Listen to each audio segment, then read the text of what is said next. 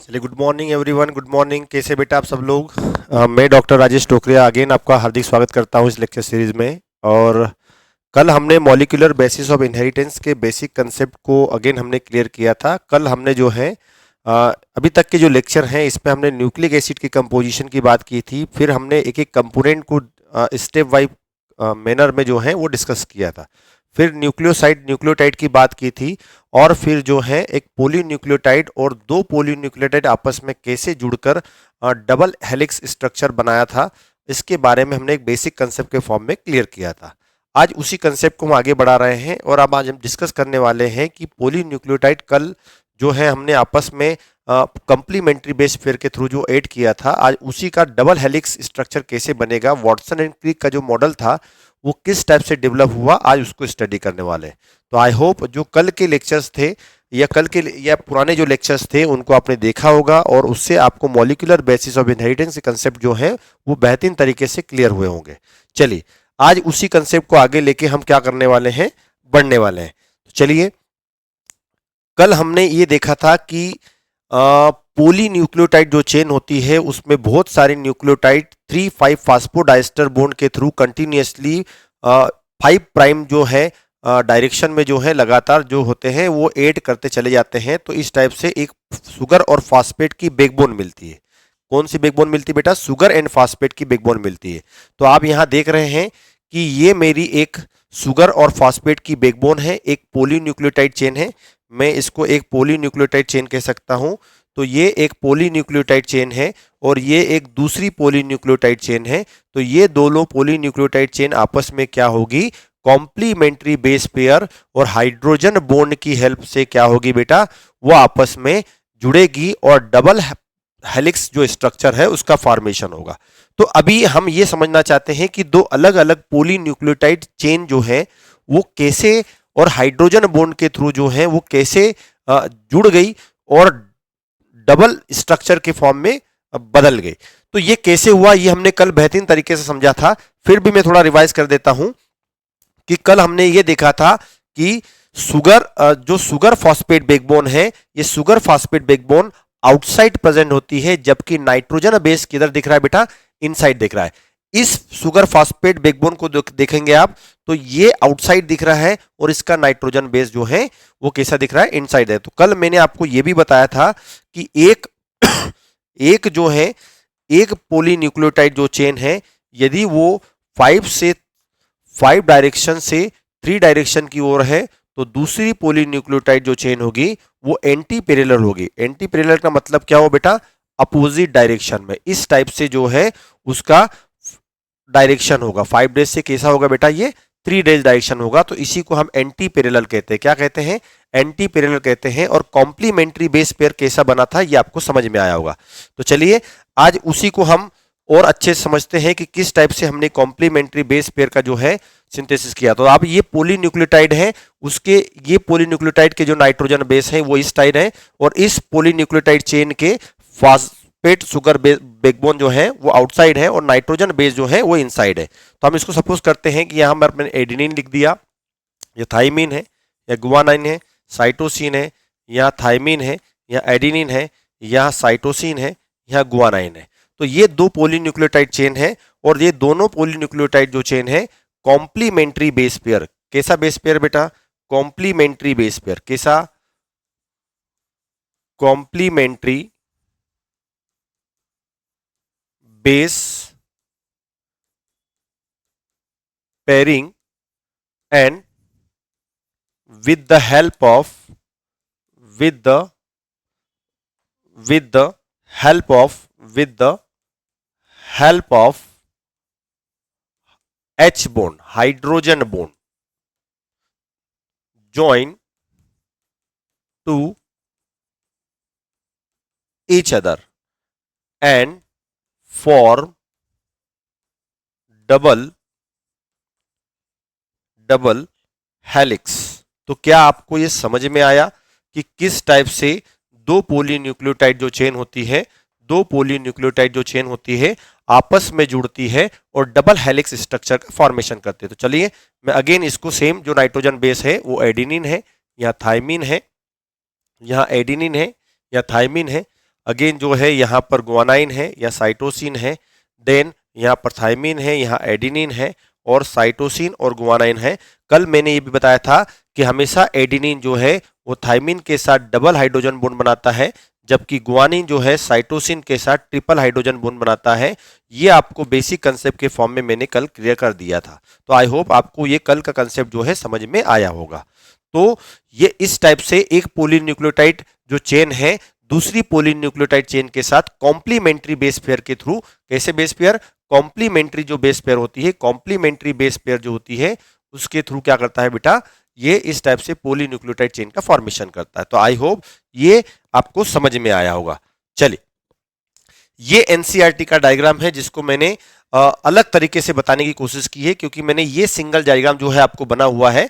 तो मैंने क्या बताया कि मेरे पास एक पॉलीन्यूक्लियोटाइड चेन है जो 3 डेज डायरेक्शन से किधर है बेटा, 5 डेज डायरेक्शन में। तो मैंने आपको बताया था चाहे आप 3 से 5 डेज यहां पर लिखे या 3 डेज यहां पर लिखे या 3 डेज यहां पर लिखे या 5 डेज यहां लिखे, दोनों अपोजिशन डायरेक्शन में आप कर सकते हैं, एंटी पैरेलल होता है। तो मैंने क्या किया, इस एनसीईआरटी के डायग्राम को क्या किया, मैंने आपको समझाने के लिए इसको दो पॉलीन्यूक्लियोटाइड जो चेन को है उसको सेपरेट कर लिया। तो ये एक पॉलीन्यूक्लियोटाइड चेन है जो 3 डेज से 5 डेज डायरेक्शन में है, दूसरा जो है वो दूसरी पॉलीन्यूक्लियोटाइड चेन है जो 5 डेज से किधर है बेटा, 3 डेज डायरेक्शन में। तो ये दोनों पॉलीन्यूक्लियोटाइड चेन आपस में क्या होगी, ज्वाइन होगी। दोनों पॉलीन्यूक्लियोटाइड जो चेन है वो आपस में कॉम्प्लीमेंट्री बेस पेयर के थ्रू क्या होगी, कॉम्प्लीमेंट्री बेस पेयर के through, complementary base pair, complementary base pair के थ्रू बेस पेयरिंग होगी। और बेस पेयरिंग के थ्रू क्या करेंगे, वो हाइड्रोजन बॉन्ड का फॉर्मेशन करेंगे। कैसा करेंगे, हाइड्रोजन बॉन्ड का फॉर्मेशन करेंगे। और हाइड्रोजन बॉन्ड की मदद से क्या होगा, ये दो जो पॉलीन्यूक्लियोटाइड चेन है आपस में जुड़ जाएगी। और आपको पता है कि दोनों पॉलीन्यूक्लियोटाइड के जो नाइट्रोजन बेस होते हैं, ये नाइट्रोजन बेस यदि वो क्या है बेटा, यदि वो नाइट्रोजन बेस यदि एडिनिन है तो थाइमिन के साथ, और यदि थाइमिन है तो एडिनिन के साथ, और यदि गुआनिन है तो साइटोसिन के साथ क्या होगा, कंप्लीमेंट्री के फॉर्म में एड होगा। तो आई होप ये कल की कंडीशन जो है आपको समझ में आई होगी। तो यहां पर गुआनिन साइटोसिन के साथ ट्रिपल हाइड्रोजन बॉन्ड, और एडिनिन जो है थाइमिन के साथ, जो है डबल बॉन्ड के थ्रू क्या हुआ था, आपस में जुड़ गए थे और इस तरह से डबल हेलिक्स स्ट्रक्चर बना था। लेकिन क्वेश्चन ये है कि अभी दो पॉलीन्यूक्लियोटाइड जो है एंटी पैरेलल डायरेक्शन में अरेंज है, लेकिन ये हेलिक्स फॉर्म में कैसे डेवलप होते हैं, हाउ हेलिकल फॉर्म में अरेंज होते हैं। दोनों पॉलीन्यूक्लियोटाइड जो है एक दूसरे के ऊपर कैसे जो है वो लपेटे हुए फॉर्म में दिखता है, ये कैसे अरेंजमेंट हुआ। मतलब मैंने कहने का मतलब ये है कि ये दो पॉलीन्यूक्लियोटाइड आपस में जुड़ी एंटी पैरेलल डायरेक्शन में, तो ये हेलिकल फॉर्म में कैसे कन्वर्ट हो गई। हेलिकल फॉर्म का मतलब ये है बेटा कि ऐसी क्या कंडीशन है कि इनको स्ट्रेट होने की बजाय इनको आपस में क्या करना पड़ रहा है, एक दूसरे के ऊपर व्रेप होना पड़ रहा है। तो इस टाइप से एक स्ट्रैंड दूसरे स्ट्रैंड के ऊपर से क्या कर रहा है बेटा, क्रॉस कर रहा है। तो ये इसको हम क्या कहेंगे, डबल हेलिक्स डीएनए कहेंगे। क्या कहेंगे बेटा, डबल हेलिक्स डीएनए कहेंगे। क्या कहेंगे इसको, डबल हेलिक्स डीएनए कहेंगे। और डबल हेलिक्स स्ट्रक्चर जो है क्यों बनी, इसको थोड़ा हम अच्छे से आज समझते हैं। तो क्या आपको यहां तक का कंसेप्ट क्लियर है, यहां तक का कंसेप्ट क्लियर है। मेरे कहने का मतलब यह है कि ये दो पॉलीन्यूक्लियोटाइड की चेन आपस में जुड़ तो गई है, तो इनको स्ट्रेट होना चाहिए था, लेकिन स्ट्रेट न होने की बजाय ये आपस में हेलिकल फॉर्म में एक दूसरे के ऊपर जो है व्रेप्ड अराउंड हो गया, मेन एक्सिस से एक दूसरे के ऊपर क्या हो गई बेटा, लपेट गई है। ऐसा क्यों हुआ, तो ये हमको आज थोड़ा समझना है। चलिए, तो कल हमने ये देखा था कि जो फ्रैंकलिन और विल्किन थे, इनके द्वारा जो है 51 फोटो दिया गया था, और उसी का यूज करके वाटसन एंड क्रिक ने जो है अपना डबल हेलिक्स मॉडल जो है रिप्रेजेंट किया था। चलिए, तो डबल हेलिक्स मॉडल जो वाटसन एंड क्रिक का था, वो डबल हेलिक्स मॉडल जो है वो किसके बेस पर दिया गया था, तो डबल हेलिक्स मॉडल जो डीएनए का था वो 2 पॉइंट पर दिया गया था। एक जो था वो क्या था बेटा, वो एक था क्या, x ray x ray crystallography x ray crystallography technique किसके बेस पर दिया गया था? एक्सरे क्रिस्टलोग्राफी टेक्निक के बेस पर दिया गया था। जबकि जो दूसरा है वो एक साइंटिस्ट ने दिया था जिनका नाम था चारगाफ। तो 2 पॉइंट हमको याद रखना है कि डबल हेलिक्स जो मॉडल है डीएनए का, वाटसन एंड क्रिक का, वो 2 बेस पर डिपेंडेंट है। एक तो है एक्सरे क्रिस्टलोग्राफी टेक्निक के द्वारा दी गई फोटो, जो किसने दी थी बेटा? ये किसने दी थी? ये किसने दिया था? एक्सरे क्रिस्टलोग्राफी की फोटो जो किसने दी थी बेटा? ये किसने दी थी? फ्रैंकलिन ने दी थी। किसने दिया था? फ्रैंकलिन ने दिया था। किसने दिया था? फ्रैंकलिन ने दिया था। किसने दिया था? फ्रैंकलिन ने दिया था। ये आपको पता होगा। दूसरा जो है इरविन चारगाफ, इरविन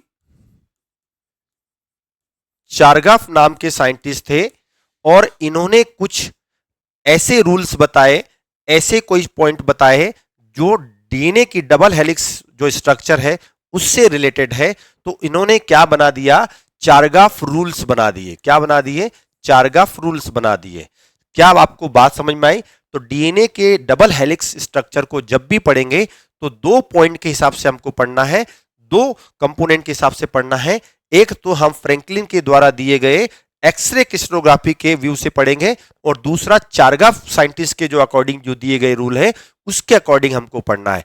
तो क्या आपको ये बात समझ में आई कि डीएनए की स्ट्रक्चर को हम कितनी तरीके से पढ़ेंगे? चलिए पहली बात करते हैं, बेस्ड ऑन एक्सरे डिफ्रैक्शन जो टेक्निक दी गई थी वो किसके द्वारा दी गई थी? ये फोटो आप ध्यान से देख रहे बेटा, कल के लेक्चर में भी मैंने इस फोटो के बारे में बताया था। ये फोटो 51 है और ये फोटो 51 जो है वो किसके द्वारा दिया गया था? फ्रैंकलिन के द्वारा दिया गया था। किसके द्वारा दिया गया था? फ्रैंकलिन के द्वारा दिया गया था। फ्रैंकलिन नाम के जो साइंटिस्ट थे उनके द्वारा दिया गया था। और इन्होंने क्या बताया, इस बात को ध्यान रखना है। इन्होंने क्या बताया था कि जो डीएनए होता है, जो डीएनए है वो डीएनए कैसा होता है बेटा? डबल हेलिक्स के फॉर्म में होता है। कैसा होता है? डबल हेलिक्स के फॉर्म में होता है। डबल हेलिक्स के फॉर्म में होता है। इसका मतलब ये एक्सरे क्रिस्टलोग्राफी का जो फोटो है ये बता रहा है कि डीएनए की जो स्ट्रक्चर है वो डीएनए की स्ट्रक्चर देख रहे हैं एक्स शेप में है। कैसा है बेटा?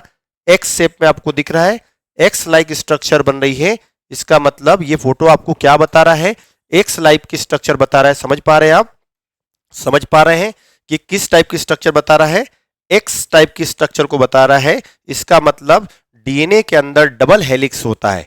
मतलब made of made of made of made of made of 2 polynucleotide chain, 2 polynucleotide chain, यहां बोल सकते हैं स्ट्रैंड। तो डीएनए का जो डबल हेलिक्स मॉडल है जो एक्सरे डेटा के बेस पर दिया गया था वो 2 पोलीन्यूक्लियोटाइड चेन से मिलकर बनता है।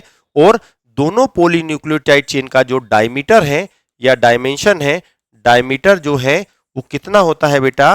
वो 2 नैनोमीटर का होता है। इसका मतलब ये है कि वो 20 एंगस्ट्रॉन का होता है। ये किसने बताया था? ये फ्रैंकलिन द्वारा रिप्रेजेंट किए गए एक्सरे क्रिस्टलोग्राफी की जो फोटो है इसके द्वारा बताया गया। तो क्या आपको समझ में आया? क्या समझ में आया कि जो एक्सरे डिफ्रैक्शन की जो टेक्निक के थ्रू जो फोटो दिया गया था, जो फ्रैंकलिन के द्वारा दिया गया था, ये एक एविडेंस था। वाटसन एंड क्रिक जो डीएनए की स्ट्रक्चर पे काम कर रहे थे उनको ये प्रूफ मिल गया कि कोई ना कोई हमारे सपोर्ट में है। तब जाके उनको एक हिम्मत मिली, तब जाके एक पॉजिटिव पॉइंट मिला कि हाँ, हम जो फाइंडिंग कर रहे हैं वो हमारा जो फाइंडिंग है वो एकदम सही है। और ये इसी के माध्यम से उन्होंने double helix structure of DNA को रिप्रेजेंट किया। तो क्या आपको समझ में आया कि डीएनए की स्ट्रक्चर 2 पोलीन्यूक्लियोटाइड चेन से बनती है और दोनों पोलीन्यूक्लियोटाइड जो चेन है, इन दोनों पोलीन्यूक्लियोटाइड चेन के बीच में जो डायमीटर है, डिस्टेंस है, वो कितना है बेटा? 2 नैनोमीटर होता है। और दूसरा इन्होंने एक बात ये बताई कि यहां पर जो सक्सेसिव जो न्यूक्लियोटाइड होते हैं, सक्सेसिव न्यूक्लियोटाइड जो होते हैं, सक्सेसिव न्यूक्लियोटाइड्स जो होते हैं, इन सक्सेसिव न्यूक्लियोटाइड के बीच में जो डिस्टेंस है वो क्या है बेटा? जो सक्सेसिव न्यूक्लियोटाइड है उनके बीच में जो डिस्टेंस है वो कितनी है बेटा? 0.34 नैनोमीटर है। तो क्या आपको ये समझ में आया? क्या आपको ये समझ में आया कि ये स्ट्रक्चर जो है क्या रिप्रेजेंट करना चाहती है? तो चलिए आगे बढ़ते हैं। अब ये एक्सरे जो डिफ्रेक्शन है, ये एक्सरे डिफ्रेक्शन है, ये इसी डिफ्रेक्शन के बारे में मैं बता रहा हूं कि ये जो डिफ्रेक्शन में इन्होंने बताया था कि डीएनए की जो स्ट्रक्चर है उसमें 2 पॉलीन्यूक्लियोटाइड चेन मिल रही है, तो आपको समझ में आ रहा है कि ये एक पॉलीन्यूक्लियोटाइड की पूरी एक चेन है और ये दूसरी पॉलीन्यूक्लियोटाइड की एक चेन है और आपस में कॉम्प्लीमेंट्री कॉम्प्लीमेंट्री जो नाइट्रोजन बेस हैं आपस में जुड़े हैं और इनके बीच में हाइड्रोजन बॉन्ड बना और हाइड्रोजन बॉन्ड बनने के कारण इनका जो जो डबल हेलिक्स है वो स्ट्रक्चर डेवलप हुआ। लेकिन क्वेश्चन ये है कि ये जो हेलिकल कैसे डेवलप हुआ? How how DNA helix developed, how DNA helix develop. हम जो पढ़ते हैं कि डीएनए की 2 पॉलीन्यूक्लियोटाइड जो चेन है आपस में जो है वो एक दूसरे के पैरेलल है, एंटी पैरेलल है, और लेकिन ये हेलिकल फॉर्म में क्यों है ये आपको पता होना चाहिए। तो आप यहां देख रहे हैं कि डीएनए की जो दोनों स्ट्रक्चर है, दोनों की दोनों पॉलीन्यूक्लियोटाइड जो चेन है वो इस टाइप से क्या है, एक दूसरे के अराउंड जो है मेन एक्सिस जो है उसके अराउंड जो है वो क्या कर दी गई है, एक दूसरे के ऊपर लपेट दी गई। तो आपको याद क्या रखना है कि इन दोनों के बीच में जो डिस्टेंस है वो 2 नैनोमीटर है। कितना है? 2 नैनोमीटर है। इसका मतलब ये 20 एंगस्ट्रॉन है। ये कहां से आया अभी हम थोड़ी देर बाद समझेंगे। दूसरी बात कि इस डीएनए की पूरी स्ट्रक्चर में एक जो पिच होता है, एक पिच जो होता है, इस एक पिच का जो डिस्टेंस है वो कितना है? 3.4 नैनोमीटर होता है। इसका मतलब जो होता है वो 34 एंगस्ट्रॉन होता है। इसको भी हम समझेंगे ये कहां से आया। तो क्या आपको अभी तक यहां पर जो हमने डिस्कस किया वो समझ में आया कि वॉटसन एंड क्रिक के द्वारा जो मॉडल दिया गया था वो 2 पॉलीन्यूक्लियोटाइड चेन था। दोनों पॉलीन्यूक्लियोटाइड चेन में जो डिस्टेंस होती है वो 2 नैनोमीटर की होती है और एक जो पिच होता है उसकी जो डिस्टेंस होती है, एक पिच जो होता है वो 3.4 नैनोमीटर या 34 एंगस्ट्रॉन का होता है और एक पिच के अंदर 10 न्यूक्लियोटाइड प्रेजेंट होते हैं। कितने न्यूक्लियोटाइड होते हैं बेटा? 10 न्यूक्लियोटाइड होते हैं। इसका मतलब यह है कि मैं ऐसे 10 बार गिन लूं, ऐसे 10 टाइम में गिन लूं, तो ऐसे 10 बार मैं नाइट्रोजन बेस के पेयर को जोड़ लूं तो मेरा एक पिच कहलाएगा। कितना पिच होगा? 1 पिच मतलब 10 बेस पेयर। 10 बेस पेयर, एक बेस पेयर में 2 न्यूक्लियोटाइड। याद रखना है बेटा। क्या बोला मैंने? कैसे डेवलप हुआ ये डबल हेलिक्स मॉडल डीएनए का? ये 2 पॉलीन्यूक्लियोटाइड के आपस में मेन एक्सिस जो है, ये कौन है बेटा? ये है मेन एक्सिस है। ये क्या है बेटा? मेन एक्सिस है। क्या आप देख पा रहे हैं? यहां से जो है ये मेन एक्सिस है और मेन एक्सिस से दोनों तरफ क्या है बेटा? दोनों एक दूसरे पर वेब्ड है और 2 न्यूक्लियोटाइड जो है ऐसे 10 न्यूक्लियोटाइड है, लेकिन 2 न्यूक्लियोटाइड जो है इनके बीच में जो डिस्टेंस है, 2 न्यूक्लियोटाइड के जो बीच के डिस्टेंस है ये कितनी है बेटा? 0.34 नैनोमीटर है। तो क्या आपको ये बात, ये कंसेप्ट जो है पता चला कि क्या होता है? तो मैंने आपको अभी केवल कितनी बातें बताई, ये जो बातें बताई है आपको याद रखना है। पहला 2 पॉलीन्यूक्लियोटाइड, दूसरा एक पिच जो होता है 34 एंगस्ट्रॉन का होता है, इसका मतलब 3.4 नैनोमीटर का होता है, और एक पिच में कितने न्यूक्लियोटाइड होंगे? 10 न्यूक्लियोटाइड होंगे। ये आपको याद रखना है। ये किसने बताया था? एक्सरे क्रिस्टलोग्राफी के थ्रू बताया गया था। तो मैं बार बार ये इमेज बता रहा हूं, ये इमेज मोस्ट इंपोर्टेंट बेटा, और इसी के बेस पर जो है डेटा को रिप्रेजेंट किया गया। चलिए, तो अभी जो समझा है हम उसको थोड़ा समझने की कोशिश हैं। तो DNA is made of 2 polynucleotide. DNA is made of 2 पोलीन्यूक्लियोटाइड्स। तो क्या आपको ये बात समझ में आई? डीएनए जो होता है 2 पोलीन्यूक्लियोटाइड चेन का बनता है। ये आपको बेसिक कंसेप्ट के फॉर्म में जो है वो समझ में आया होगा कि डीएनए जो है 2 पॉलीन्यूक्लियोटाइड चेन के फॉर्म में प्रेजेंट है। और इस स्ट्रक्चर से हमको क्या समझ में आ रहा है? इस स्ट्रक्चर से हमको समझ में आ रहा है कि जो एक्स शेप है, डीएनए का जो एक्स शेप रिप्रेजेंट हो रहा है, एक्स शेप जो डीएनए का पैटर्न बन रहा है, ये एक्स शेप क्या रिप्रेजेंट करता है कि डीएनए जो होता है वो हेलिकल फॉर्म में होता है या हेलिकल इन शेप होता है। कैसा होता है बेटा? हेलिक्स के फॉर्म में होता है या हेलिकल इन शेप होता है। तो ये आपको समझ में आया होगा। तो डीएनए की जो स्ट्रक्चर है वो 51 फोटो के बेस पर बताई गई। तो दो पॉलीन्यूक्लियोटाइड चेन का बना है और एक्स शेप की जो स्ट्रक्चर दिख रही है, ये एक्स शेप की स्ट्रक्चर आपको क्या बता रही है बेटा? ये बता रही कि डीएनए का जो डबल हेलिक्स मॉडल है वो हेलिकल फॉर्म में है, एक्स शेप में। तो ये हेलिक्स की क्या क्वालिटी है ये हमको समझना है। यहां से कभी कभी डायरेक्ट क्वेश्चन पूछ लिया जाता है बेटा।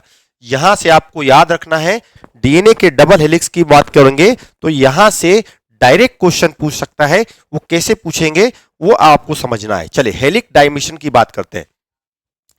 तो the diameter of the DNA helix, ये मैंने अभी आपको बताया है, the diameter of the DNA helix is about, DNA का जो डायमीटर है वो कितना होता है बेटा? 2 नैनोमीटर का होता है। कितना होता है बेटा? 2 नैनोमीटर का होता है। कितना नैनोमीटर का होगा? 2 नैनोमीटर का होगा। तो ये आपको बात समझ में आई होगी। 2 नैनोमीटर का मतलब ये है कि बेटा एनसीईआरटी में आपको एंगस्ट्रॉन में दिया हुआ है, एनसीईआरटी में एंगस्ट्रॉन में दिया है। मैं आपको नैनोमीटर और एंगस्ट्रॉन दोनों में बता रहा हूं ताकि आपके बेसिक कंसेप्ट क्लियर रहे। और क्वेश्चन यदि नैनोमीटर में पूछा गया है तो किस टाइप से आपको आंसर देना है, और यदि एंगस्ट्रॉन में पूछा गया है तो किस टाइप से आंसर देना है। तो आपको ये बेसिक कंसेप्ट क्लियर हुआ होगा। तो डीएनए का जो डायमीटर है वो 2 नैनोमीटर का है। इसका मतलब 2 नैनोमीटर मतलब क्या होता है बेटा? 20 एंगस्ट्रॉन होता है। कितना होता है? 20 एंगस्ट्रॉन होता है। ये कैसे आया हम थोड़ी देर बाद इसको अच्छे से समझने वाले हैं। क्लियर हुआ? 2 नैनोमीटर का डायमीटर होता है, मतलब 20 एंगस्ट्रॉन का डायमीटर होता है। ये आपको याद रखना है। चलिए, one complete turn, one complete turn, one complete turn off the helix. One complete turn का मतलब एक पिच की बात कर रहा हूं। वन पिच का मतलब यह है कि उसमें 10 न्यूक्लियोटाइड के बेस पेयर वाले होंगे। मतलब एक पिच में कितने न्यूक्लियोटाइड बेस पेयर होंगे बेटा? 10 न्यूक्लियोटाइड बेस पेयर होंगे। तो एक पिच कितने नैनोमीटर का होगा? 3.4 नैनोमीटर का होगा। इसका मतलब नैनोमीटर में 3.4 होगा, लेकिन एंगस्ट्रॉन में देखेंगे तो ये 34 एंगस्ट्रॉन का होगा। कितने का होगा? 34 एंगस्ट्रॉन होगा। बिल्कुल भी घबराना नहीं है, क्योंकि मैं इसको और अच्छे से अभी क्लियर करने वाला हूं। बस आपको अभी कुछ डेटा जो है वो इस फोटो फ्रेम के बेस पर दिया गया है, उसको आपको समझना है। तो आपको दो बातें समझ में आई हेलिकल के बारे में। डायमीटर 2 नैनोमीटर का है, मतलब 20 एंगस्ट्रॉन का है। और हेलिकल की जो पिच है, वन हेलिक्स जो कंप्लीट टर्न होता है वो 3.4 नैनोमीटर का होता है। इसका मतलब क्या है? 34 एंगस्ट्रॉन का जो है वो पिच होता है। Then distance between two successive nucleotide, दो न्यूक्लियोटाइड, मतलब मैं क्या बोल रहा हूं, ये ऐसे पूरे डीएनए के अंदर कितने न्यूक्लियोटाइड है बेटा? ऐसे 10 न्यूक्लियोटाइड है। तो दो न्यूक्लियोटाइड के बीच में जो डिस्टेंस है वो 0.34 नैनोमीटर है। मतलब the distance between two successive nucleotide is 0.34 nanometre. इसका मतलब यह है 3.4 एंगस्ट्रॉन है। हमेशा आपको याद रखना है 3.4 में कभी भी कंफ्यूजन नहीं रखना है। 3.4 डिस्टेंस एंगस्ट्रॉन में है। वो किसके बारे में बता रहा है? वो सक्सेसिव बेस पेयर के डिस्टेंस के बारे में बता रहा है। और यहां पर 3.4 नैनोमीटर जो है वो एक पिच के बारे में बता रहा है। तो आपको क्वेश्चन ध्यान से रीड करना है कि वो पिच के बारे में पूछ रहा है या न्यूक्लियोटाइड जो है उनके बेस पेयरिंग जो है उनके बीच में जो डिस्टेंस है या उनके बारे में पूछ रहा है। चलिए, इसके अलावा मैंने बताया देयर आर 10 बेसिस। कितनी बेस? 10 नाइट्रोजन बेस पेयर पर टर्न होता है एक पिच में। वन पर पिच में लिख सकता हूं, पर पिच में क्या लिख सकता हूं? पर पिच। एक पिच में कितने न्यूक्लियोटाइड होंगे बेटा? कितने होंगे? 10 न्यूक्लियोटाइड होंगे का एक जो है वो पेयर बनेगा। तो इसका मतलब आपको यह पता होना चाहिए कि एक पिच में 10 बेस पेयरिंग होगी। 10 बेस पेयरिंग मतलब एक बेस पेयर के अंदर 2 न्यूक्लियोटाइड होंगे। ये आपको अच्छे से समझ में आया होगा।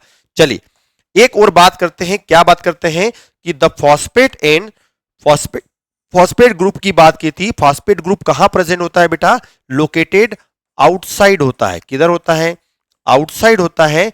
जबकि जो नाइट्रोजन बेस होता है वो किधर होता है? वो नाइट्रोजन बेस जो होता है वो किधर होता है? वो इनसाइड प्रेजेंट होता है। और किसके इनसाइड होता है? हेलिक्स के। ये आपको पता होगा। तो डीएनए की स्ट्रक्चर हमने जो पढ़ी थी, डीएनए की स्ट्रक्चर में जो मेन एक्सिस होता है, मेन एक्सिस के दोनों ओर डीएनए जो होता है लपेटा होता है, और ये उसी हेलिक्स की बात कर रहा है। तो चार बातें आपको ध्यान रखना है। डायमीटर 2 नैनोमीटर मतलब 20 एंगस्ट्रॉन। दूसरा दूसरा क्या याद रखना है, वन पीस जो होता है वो 3.4 नैनोमीटर का होता है, मतलब एंगस्ट्रॉन में बात करें तो 34 नैनोमीटर का होता है, एंगस्ट्रॉन का होता है। जबकि distance between two successive nucleotide की बात करें तो 0.34 जो है नैनोमीटर की है, एंगस्ट्रॉन में बात करें तो 3.4 नैनोमीटर एंगस्ट्रॉन में। जबकि हम न्यूक्लियोटाइड बेस पेयरिंग की बात करें पर पीच, तो एक पीच में जो है वो 10 न्यूक्लियोटाइड जो है प्रेजेंट होते हैं। और ये जो शुगर और फॉस्फेट की जो बैकबोन बताई थी मैंने, ये शुगर की बैकबोन जो होती है ये आउटसाइड होती है, जबकि नाइट्रोजन बेस जो होते हैं वो कहां प्रेजेंट होते हैं, हेलिक्स के इनसाइड प्रेजेंट होते हैं। तो आई होप ये बेसिक कंसेप्ट जो है आपको एक बेहतरीन तरीके से समझ में आया होगा। समझ में आ रहा है बेटा? ये बेसिक कंसेप्ट है, आपको याद रखना है, बातें पढ़ना है, समझना है, तभी जाके नीट के क्वेश्चन जो है आप सॉल्व कर पाएंगे। तो आई होप ये कंसेप्ट जो है क्लियर हो गया होगा। चलिए, तो अभी अभी तक हम डिस्कस कर रहे हैं केवल P51 फोटो के बेस पर कि ये जो डबल हेलिक्स जो स्ट्रक्चर है वो क्या रिप्रेजेंट कर रहा है। तो मैंने आपको अभी बताया कि जो डायमीटर है डीएनए का डबल हेलिक्स का वो 2 नैनोमीटर का है। कितने नैनोमीटर का है? 2 नैनोमीटर का है। इसका मतलब ये क्या है, ये 20 एंगस्ट्रॉन का है, ये 20 एंगस्ट्रॉन का है। तो ये 20 एंगस्ट्रॉन कहां से आया? इसके पहले मैंने आपको यह बताया कि distance between two successive base pair वो कितनी है बेटा, 0.34 नैनोमीटर है। इसका मतलब नैनोमीटर में कितना होगा, 3.4 एंगस्ट्रॉन के अंदर होगा। नैनोमीटर को आप एंगस्ट्रॉन में बदलेंगे तो 3.4 का होगा। जबकि अभी इसी के अलावा हमने बात की थी वन कंप्लीट टर्न जो होता है डबल हेलिक्स का वो कितना होता है, 3.4 नैनोमीटर का होता है। इसका मतलब वन टर्न की बात कर रहा है, मतलब 34 एंगस्ट्रॉन की बात कर रहा है। किसकी बात कर रहा है? 34 एंग। तो ये कहां से आया, कैसे आया, हम इसको थोड़ा समझते हैं। और दूसरा, the number of base pairing पर टर्न, कितने होते हैं बेस पेयरिंग? 10 न्यूक्लियोटाइड जो है बेस पेयरिंग पर टर्न होते हैं। तो अब ये कैसे हुआ, कैसे हमको समझते हैं थोड़ा इसको कि ये कैसे हुआ। तो ध्यान रखना बेटा कि नैनोमीटर जो होती है, जो नैनोमीटर होता है, ये नैनोमीटर जो होती है स्मॉलेस्ट यूनिट है, जबकि एंगस्ट्रॉन जो है लार्ज यूनिट है। ये नैनोमीटर कैसी यूनिट है बेटा? नैनोमीटर जो है वो कैसी यूनिट है? स्मॉल यूनिट है। नैनोमीटर कैसी यूनिट है? स्मॉल यूनिट है, स्मॉल यूनिट है, स्मॉल यूनिट है, ये आपको याद रखना है। जबकि एंगस्ट्रॉन की बात करेंगे तो ये कैसी यूनिट है? लार्ज यूनिट है। कैसी यूनिट है? लार्ज यूनिट है। ये आपको समझ में आया होगा। तो आपको एनसीईआरटी में केवल एंगस्ट्रॉन के बारे में दिया हुआ है। चलिए समझते हैं कि कैसे ये जो वैल्यू है वो एंगस्ट्रॉन में कन्वर्ट की जाती है। तो ये आपको समझ में आना चाहिए। ध्यान रखना, नैनोमीटर का मतलब होता है 10 टू दी पावर -9 मीटर। ये आपको समझ में आना चाहिए। जबकि एंगस्ट्रॉन का मतलब होता है 10 टू दी पावर -10 मीटर। क्या आपको ये दोनों बातें समझ में आई? नैनोमीटर का मतलब होता है 10 टू दी पावर -9 मीटर, जबकि लार्ज यूनिट एंगस्ट्रॉन का मतलब होता है 10 टू दी पावर -10 जो है मीटर होता है। तो आपको छोटी यूनिट से बड़ी यूनिट में जाना है। इसका मतलब यदि आपको क्या करना है, नैनोमीटर से आपको यदि नैनोमीटर को किस में कन्वर्ट करना है, यदि आपको नैनोमीटर को आपको कन्वर्ट करना है किसमें, नैनोमीटर को कन्वर्ट करना है किसमें, एंगस्ट्रॉन के अंदर। एंगस्ट्रॉन में कन्वर्ट करना है तो आपको क्या करना पड़ेगा, मल्टीप्लाई करना पड़ेगा किसका, 10 का। लेकिन यदि आपको क्या करना है, यदि आपको एंगस्ट्रॉन को नैनोमीटर में कन्वर्ट करना है तो आपको डिवीजन करना है किसका, 10 का। तो क्या आपको बात समझ में आई? नैनोमीटर से एंगस्ट्रॉन में कन्वर्ट करना है तो मल्टीप्लिकेशन होगा 10 का, या एंगस्ट्रॉन को यदि आप नैनोमीटर में कन्वर्ट करेंगे तो डिवीजन करना पड़ेगा किसका, 10 का। तब जाके आपकी जो वैल्यू है वो आ पाएगी। तो समझते हैं, 2 नैनोमीटर में दिया हुआ है, नैनोमीटर को मैं किस में कन्वर्ट कर रहा हूं। चलिए यहां थोड़ा समझते हैं हम, यहां पर थोड़ा हम समझते हैं कि नैनोमीटर को कैसे कन्वर्ट करेंगे। नैनोमीटर को कैसे कन्वर्ट करेंगे तो थोड़ा हम यहां पर लिखने की कोशिश करते हैं, इस बॉक्स में लिखने की कोशिश करते हैं। चले, 2 नैनोमीटर, इसका मतलब 2 × 10 इज इक्वल टू क्या होगा बेटा, इज इक्वल टू क्या होगा, 20 एंगस्ट्रॉन। क्या आपको बात समझ में आई? फिर 0.34 डिस्टेंस है, 0.34 को मुझे कन्वर्ट करना है 0.34 मल्टीप्लाई बाय 10, इसका मतलब अब क्या हो जाएगा, इज इक्वल टू 3.4 एंगस्ट्रॉन। क्या आपको समझ में आया?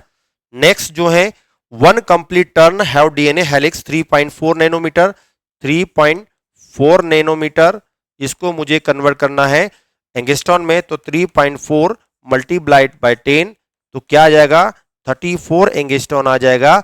आई होप ये बेसिक नैनोमीटर और एंगस्ट्रॉन का जो कंसेप्ट है आपको समझ में आया होगा। तो एनसीईआरटी के अंदर जो आपको ये एंगस्ट्रॉन में जो डेटा दिया गया है, ये एंगस्ट्रॉन में जो डेटा दिया गया है या डीएनए की स्ट्रक्चर में जो बनाया गया है, वो आपको समझ में आया होगा कि ये तीनों जो चीजें हैं वो कहां से आए। तो 20 एंगस्ट्रॉन, 3.4 एंगस्ट्रॉन और 34 एंगस्ट्रॉन जो है वो कहां से आया, ये समझ में आएगा।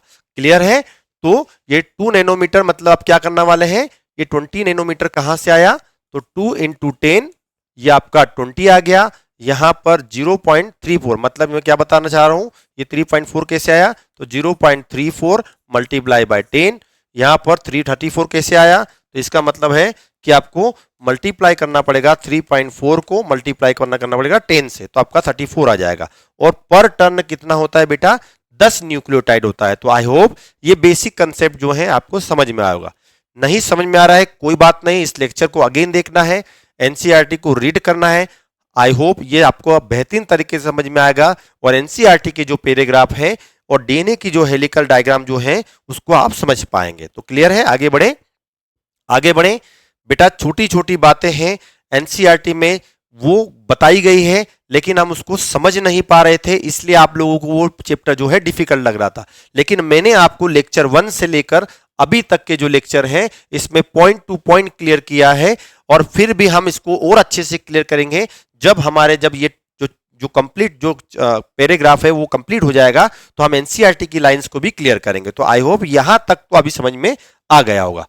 चलिए, अब rotation of successive nucleotide in DNA helix, इसका मतलब क्या होता है, rotation of successive nucleotide of DNA helix. तो मैंने आपको बताया था कि जो पॉलीन्यूक्लियोटाइड जो चेन होती है, सपोज मेरे दो हैंड है, ये दो पॉलीन्यूक्लियोटाइड, ये वन पॉलीन्यूक्लियोटाइड, ये दूसरी पॉलीन्यूक्लियोटाइड, दोनों पॉलीन्यूक्लियोटाइड आपस में पैरेलल होना चाहिए, लेकिन ये डबल हेलिक्स में कन्वर्ट कैसे हो गई, इसके बिहाइंड रीजन क्या है, इसके बिहाइंड रीजन क्या है, इसको समझना है। चलिए, ये मेरे पास एक डबल हेलिक डीएनए है जिसमें ये वन पॉलीन्यूक्लियोटाइड है, ये दो पॉलीन्यूक्लियोटाइड है, ये वन और दूसरी, और दोनों आपस में हाइड्रोजन बॉन्ड के थ्रू जुड़ी हुई है। देखिए, ये एडेनिन है, ये एडेनिन है।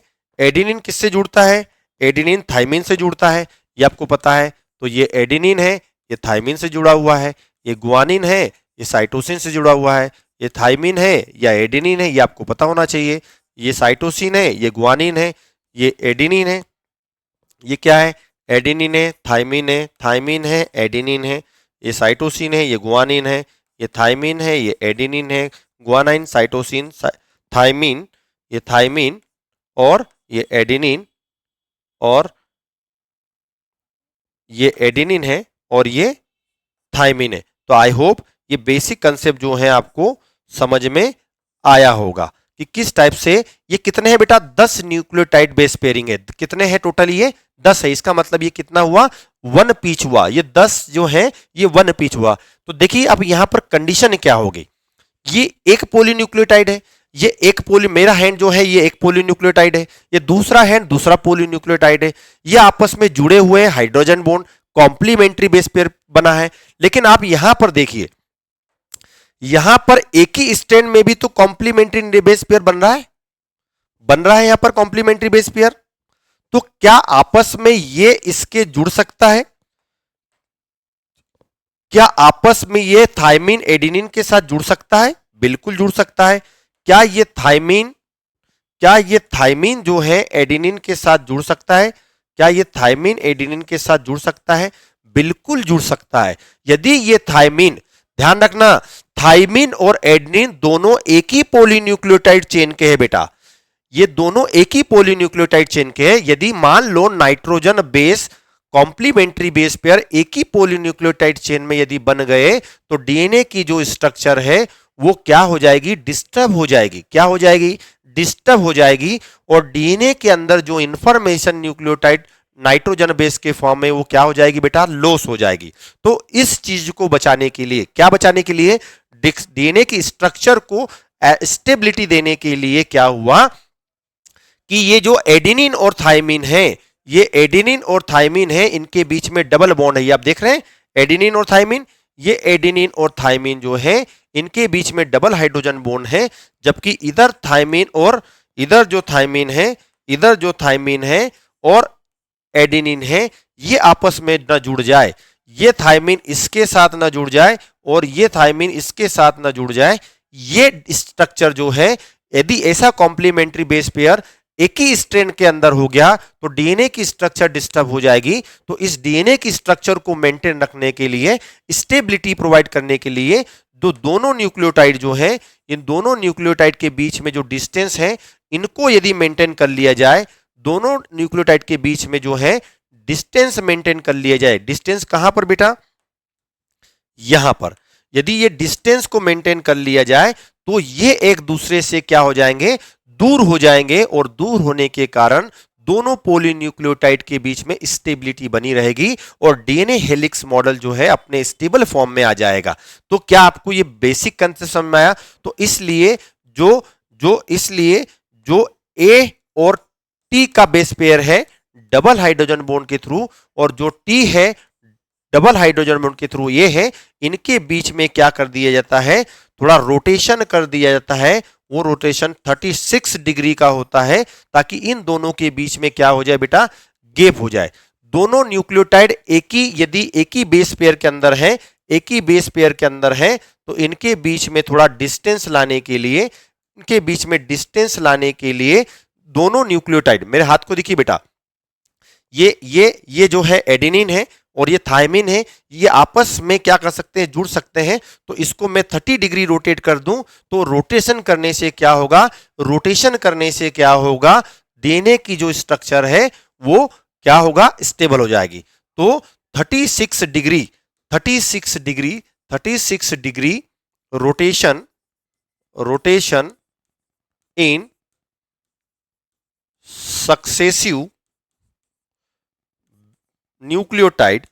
सक्सेसिव न्यूक्लियोटाइड provide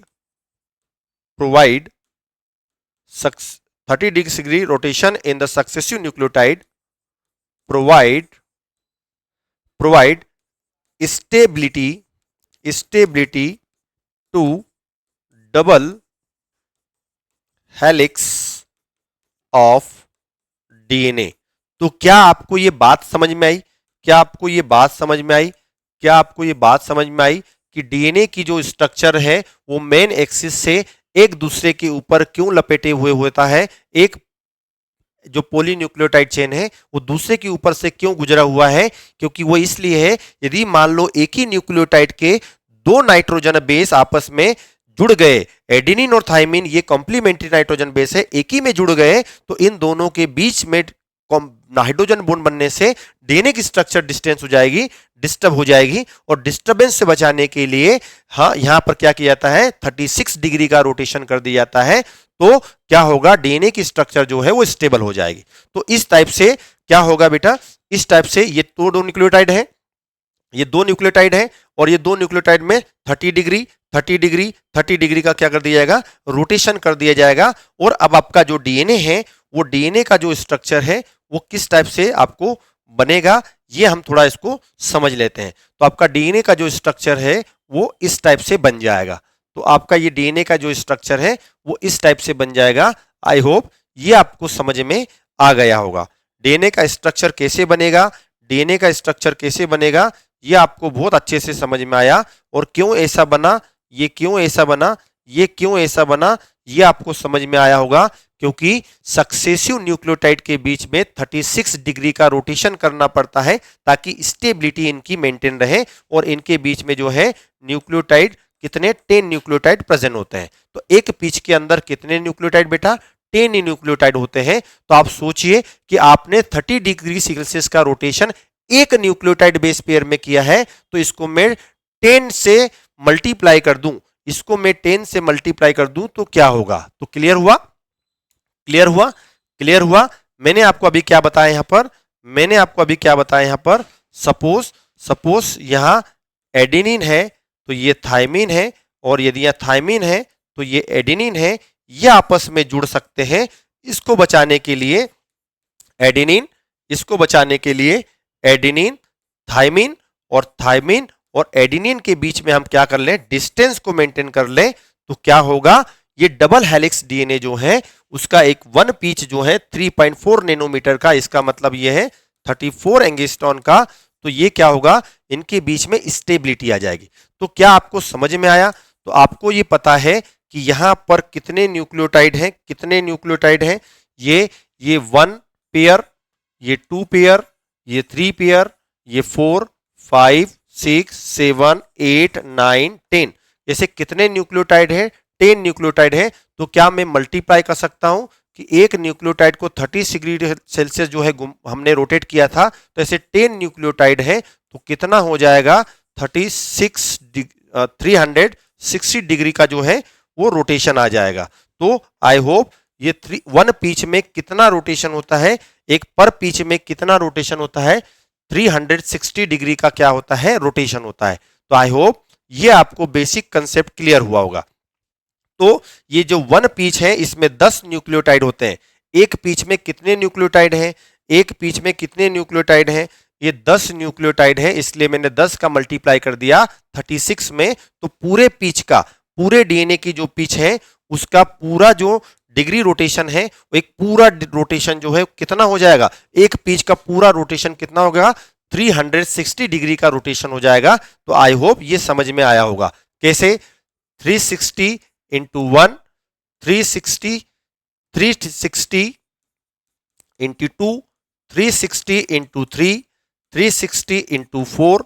ये आपको समझ में आया होगा, ये आपको समझ में आया होगा कि ये 367, 368, 360 इंटू 9, 360 इंटू 10। तो आई होप यहां आपको 360 डिग्री का रोटेशन जो है देखने को मिलेगा। तो ये किस टाइप से हमने डीएनए की पूरे डीएनए डबल हेलिक्स जो स्ट्रक्चर है उसको क्रिएट किया है, ये नेचर में रोटेशन के बेस पर हुआ है ताकि स्टेबल डीएनए बने। कैसा डीएनए बने बेटा? ये स्टेबल डीएनए है। कैसा डीएनए है? स्टेबल डीएनए है। और डीएनए की स्टेबिलिटी के लिए मैंने ऑलरेडी आपको दो बातें बता दी है, ऑलरेडी दो बातें बता दी है। ये कौन सा मॉडल है बेटा? ये डबल हेलिक्स मॉडल है। किसका? डीएनए का। डीएनए का कौन सा मॉडल है बेटा? डबल हेलिक्स मॉडल है डीएनए का, जो वॉटसन और क्रिक ने दिया था। ये आपको समझ में आया होगा। और यहां 36 डिग्री का रोटेशन दिया ताकि ये एक डीएनए जो स्ट्रक्चर है वो पूरी तरीके से रोटेट हो जाए और डीएनए की स्ट्रक्चर जो है वो स्टेबल हो जाए। तो आप यहां देख रहे हैं, यहां पर ये पूरा पिच 3.4 नैनोमीटर मतलब 34 एंगस्ट्रॉन, और दोनों न्यूक्लियोटाइड के बीच में डिस्टेंस 0.34 नैनोमीटर का है। इसको मतलब आप मल्टीप्लाई कर लेंगे 10 से तो आपके पास आ जाएगी 3.4 नैनोमीटर। तो क्या आपको समझ में आया?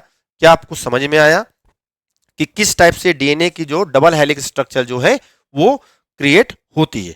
चलिए, तो हमने अभी समझा rotation of successive nucleotide in DNA helix.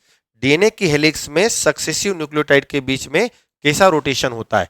तो each successive nucleotide in DNA helix is rotated by कितना डिग्री? 36 डिग्री का क्या होता है बेटा? रोटेशन होता है। कहां पर होता है? Around the helical axis. Axis के अराउंड क्या होता है? 36 डिग्री का रोटेशन होता है। और एक हेलिक्स में कितने न्यूक्लियोटाइड होते हैं बेटा? 10 nucleotides. 10 nucleotides complete one full turn off the helix. एक न्यूक्लियो मतलब 10 न्यूक्लियोटाइड मिलकर कितना हेलिक्स बनाएंगे? एक पूरे कंप्लीट टर्न में कितने न्यूक्लियोटाइड होंगे? 10 होंगे। यह आपको समझ में आया होगा। चलिए, द टोटल रोटेशन पर टर्न मतलब एक पिच की बात कर रहा है, पर पिच की बात कर रहा है, पर पिच की बात कर रहा है, पर पिच कितना होगा, 360 डिग्री होगा। ये कैसे आया, तो 36 डिग्री 10 बेस पेयर, कितना कितना कॉम्प्लीमेंट्री बेस पेयर है, 10 बेस पेयर है, तो इस टाइप से 36 डिग्री का जो है रोटेशन होगा, ये आपको समझ में आएगा। और 36 डिग्री रोटेशन, बताइए 36 डिग्री का रोटेशन हो रहा है तो क्या बेनिफिट है इससे, यदि आप दो न्यूक्लियोटाइड बेस पेयर के बीच में 30 डिग्री सेल्सियस का रोटेशन कर देंगे तो इससे क्या फायदा है, डीएनए को स्टेबिलिटी मिलेगी बेटा। तो 36 degree rotation keep the successive bases apart, क्या मिलेगा, अपार्ट, अपार्ट, अपार्ट हो जाएगा। इसका मतलब यह है, इसका मतलब यह है, इसका मतलब यह है कि दो न्यूक्लियोटाइड की जो चेन होती है आपस में क्या हो जाएगी, थोड़ा डिस्टेंस मेंटेन रखेगी, क्या रखेगी बेटा, डिस्टेंस मेंटेन रखेगी। दो पॉलीन्यूक्लियोटाइड की चेन है वो क्या हो जाएगी, अपार्ट हो जाएगी, एक दूसरे से दूर हो जाएगी, एक दूसरे से दूर हो जाएगी। और क्या अवॉइड कर देगी बेटा, वो क्या अवॉइड कर देगी, complementary, complementary, complementary base pairing, complementary base pairing within within within same strand, within same strand. ध्यान रखना है, एक ही स्ट्रेन में दो नाइट्रोजनस बेस के बीच में, न्यूक्लियोटाइड के बीच में आपस में कई हाइड्रोजन बॉन्ड न बन जाए, जिसके कारण डीएनए की स्ट्रक्चर डिस्टर्ब हो जाएगी। उससे प्रोटेक्ट करने के लिए 36 डिग्री जो डिग्री है उससे रोटेट कर दिया जाए, तो दो न्यूक्लियोटाइड के बीच में जो है प्रॉपर डिस्टेंस बन जाएगी और डीएनए की जो स्ट्रक्चर है, stable double helical structure of DNA का जो है बन जाएगा। तो आई होप ये कंसेप्ट आपको समझ में आया होगा कि डीएनए की स्ट्रक्चर हम जब भी पढ़ते हैं तो हेलिकल स्ट्रक्चर क्यों पढ़ते हैं। आई होप ये बेसिक कंसेप्ट आपको क्लियर होगा, बार बार देखना है, समझना है, ये बेहतरीन कंसेप्ट है बेटा, आपके नीट के पॉइंट ऑफ व्यू से मोस्ट इंपॉर्टेंट है। तो क्लियर हुआ, क्लियर हुआ, आगे बढ़े, आगे बढ़े, चलिए अब बात करते हैं features of double helix model DNA. Watson and Crick ने डबल हेलिक्स मॉडल जो दिया था, और इसी डबल हेलिक्स मॉडल को रिप्रेजेंट करने के बाद इनको नोबेल प्राइज भी मिला था। लेकिन मैंने आपको यह भी बताया था कि जो मेन हीरोइन है वो कौन है बेटा, वो है फ्रैंकलिन। फ्रैंकलिन का जो एक्सरे क्रिस्टलोग्राफी का जो डेटा था वो विल्किंस के द्वारा किनको दे दिया गया, वो वॉटसन और क्रिक को दे दिया गया, जो एक एविडेंस था उनके डीएनए स्ट्रक्चर की मॉडल पर जो काम करने का एविडेंस मिल गया, और फिर उन्होंने डबल हेलिक्स मॉडल रिप्रेजेंट किया। तो आज केवल हमने एक्सरे क्रिस्टलोग्राफी के जो दिए गए इमेज है उसके बेस पर हमने आज डीएनए की स्ट्रक्चर पढ़ी है। अभी हम जो चारगाफ रूल है उसके बेस पर भी पढ़ेंगे, लेकिन अभी हम डीएनए के डबल हेलिक्स मॉडल की बात कर रहे हैं। प्रपोज्ड बाय, डीएनए का डबल हेलिक्स मॉडल किसने दिया था बेटा, वॉटसन एंड क्रिक ने दिया था। ये आपको बात पता है, किसने दिया था, वॉटसन एंड क्रिक ने दिया था, ये आपको बात पता है, तभी इसको वॉटसन एंड क्रिक मॉडल कहते हैं। चलिए क्या फीचर है, स्ट्रक्चर की बात करें, चलिए बताइए, बताइए बेटा कि डीएनए की स्ट्रक्चर कैसी होती है। डीएनए जो है हेलिकल इन स्ट्रक्चर है। डीएनए कैसा है स्ट्रक्चर में बात करें तो DNA structure is helical. DNA की स्ट्रक्चर कैसी है बेटा, हेलिकल फॉर्म में होती है, हेलिक्स के फॉर्म में होती है या हेलिक्स के फॉर्म में होती है। ये आपको बात समझ में आ गई होगी, समझ में आया स्ट्रक्चर में वो क्या बताना चाह रहा है। डीएनए की जो स्ट्रक्चर होती है वो हेलिकल फॉर्म में होती है या हेलिक्स के फॉर्म में होती है। दूसरा कॉम्प्लीमेंट्री बेस पेयर, ये आपको बहुत अच्छे से पता है, प्यूरिन हमेशा पिरिमिडिन के साथ जुड़ेगी, प्यूरिन हमेशा पिरिमिडिन के साथ जुड़ेगी। इसका मतलब यह है कि यदि प्यूरिन है, यदि प्यूरिन है तो वो प्यूरिन कौन है, एडेनिन और गुआनाइन है। यदि वो पिरिमिडिन है, यदि वो पिरिमिडिन है, कौन है बेटा, पिरिमिडिन है, तो पिरिमिडिन में भी कौन है, पिरिमिडिन में भी कौन होगी, थायमिन होगी और साइटोसिन होगी। ये दो आपस में डबल हाइड्रोजन बॉन्ड के थ्रू जुड़ेंगे और गुआनिन और साइटोसिन जो है वो ट्रिपल हाइड्रोजन बॉन्ड के थ्रू जुड़ेंगे। ये आपको बात अच्छे से क्लियर है। और यहां पर क्वेश्चन पूछा जाता है। चलिए बात समझ में आई कि डबल हेलिक्स डीएनए की क्या प्रॉपर्टीज है, क्या फीचर है। पहला, हेलिकल फॉर्म में डीएनए की स्ट्रक्चर होती है। दूसरा, इनमें कॉम्प्लीमेंट्री बेस पेयर होती है। तीसरा, हाइड्रोजन बॉन्ड बिटवीन बेसेस। तो मैंने आपको बताया है कि एटी के बीच में डबल हाइड्रोजन बॉन्ड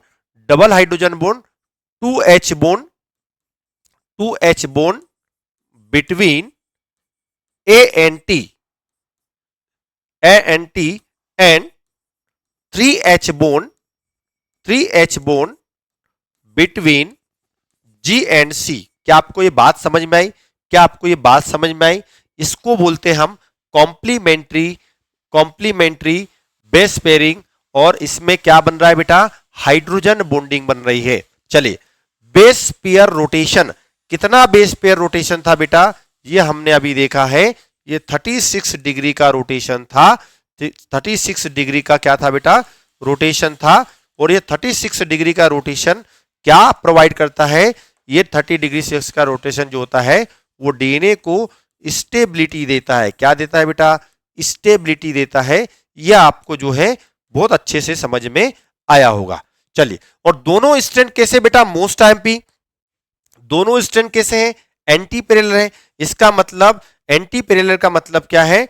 डीएनए की यदि एक स्ट्रक्चर जो है, डीएनए का एक पॉलीन्यूक्लियोटाइड जो है, यदि वो डीएनए का एक पॉलीन्यूक्लियोटाइड 5 डायरेक्शन से 3 डायरेक्शन में है, तो दूसरा कैसा होगा?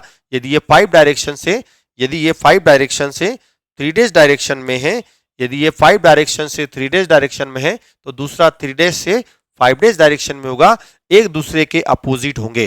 तो सिंपल सी बात मैं लिखना चाहूं तो one strain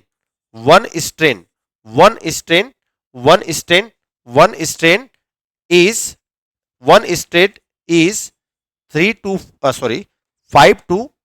5 prime to 3 prime direction, and other strand will be in 3 days to 5 days direction। तो क्या आपको ये समझ में आया? कि दो न्यूक्लियोटाइड जो है, जो चेन है, वो आपस में कॉम्प्लीमेंट्री बेस से जुड़ती है, लेकिन वो कैसी होती है? एंटी पैरेलल होती है। हेलिकल नेचर जो है, ये डीएनए का जो है हेलिकल फॉर्म जो होता है वो 36 डिग्री रोटेशन के कारण होता है। ये आपको याद रखना है। हेलिकल नेचर होता है डीएनए का, कैसा होता है? हेलिकल नेचर होता है जो रोटेशन के कारण होता है। वन कंप्लीट टर्न कितने का होता है बेटा? वन कंप्लीट टर्न जो होता है वो कितने का होता है? वो 34 एंगस्ट्रॉन का होता है। इसका मतलब 3.4 नैनोमीटर का होता है। ये अभी मैंने बहुत अच्छे से बताई कि यदि आपको नैनोमीटर को एंगस्ट्रॉन में कन्वर्ट करता है तो मल्टीप्लाई करना पड़ेगा, छोटी यूनिट को बड़ी यूनिट में कन्वर्ट करना है तो मल्टीप्लाई करना पड़ेगा, और यदि बड़ी यूनिट को छोटी यूनिट में कन्वर्ट करना है तो डिवीजन करना पड़ेगा। तो आई होप ये क्लियर होगा। Sugar phosphate backbone present, sugar phosphate की जो बैकबोन होती है वो किधर प्रेजेंट होती है बेटा? वो आउटसाइड प्रेजेंट होती है। कैसे होती है? आउटसाइड प्रेजेंट होती है। ये आपको बात समझ में आई होगी। और जबकि और नाइट्रोजन किधर प्रेजेंट होता है बेटा? नाइट्रोजन प्रेजेंट होता है इनसाइड। ये भी आपको अच्छे तरीके से समझ में आया, क्योंकि ये डीएनए को क्या करते हैं बेटा? एक स्टेबिलिटी प्रोवाइड करते हैं। तो मैंने आपको स्टार्टिंग में भी एक लेक्चर में बताया था कि जो डीएनए के अंदर, आरएनए के अंदर जो शुगर है, और शुगर में सेकंड नंबर के कार्बन पर जो राइबोस है उसमें OH होता है, जो रिएक्टिव होता है। डीएनए आरएनए की स्ट्रक्चर को क्या करता है? अनस्टेबल जो है बनाता है, जबकि डीएनए में केवल सेकंड नंबर के कार्बन पर हाइड्रोजन होता है जो स्टेबिलिटी प्रोवाइड करता है। दूसरा, हमने 36 डिग्री का रोटेशन देखा। तीसरा जो है, हमने कॉम्प्लीमेंट्री नाइट्रोजन बेस देखा और उनके बीच में हाइड्रोजन बॉन्ड देखा। और सुगर फॉस्फेट बैकबोन जो है वो आउटसाइड प्रेजेंट है, जबकि नाइट्रोजन बेस जो है कहां प्रेजेंट है? इनसाइड बेस प्रेजेंट है। ये डबल हेलिक्स के जो मॉडल है वाटसन एंड क्रिक का, उनके फीचर के बारे में बताता है। तो क्या आपको ये बेसिक कंसेप्ट जो है समझ में आया? तो डीएनए का जो स्ट्रक्चर है, या अभी तक हमने जो भी पढ़ा है, जो भी स्टडी किया है, उसी के बेस पर जो है आपको क्वेश्चन सॉल्व करना है, पीवाईक्यू सॉल्व करना है, प्रैक्टिस करना है। चलिए, अब आज जो पढ़ा हमने, जो स्टडी किया है, उसी के बेस पर हम क्या स्टडी करेंगे आज?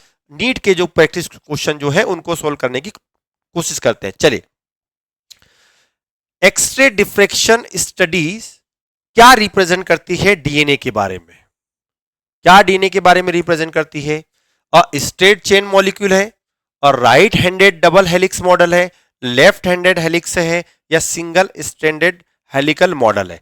तो बेटा आपको एक बात बता दूं कि वॉटसन और क्रिक ने जो अपना डबल हेलिक्स जो मॉडल डीएनए का दिया था वो बीटा टाइप का डीएनए था। कैसा डीएनए था? बीटा टाइप का डीएनए था। इसका मतलब उसका जो रोटेशन था वो कैसा था?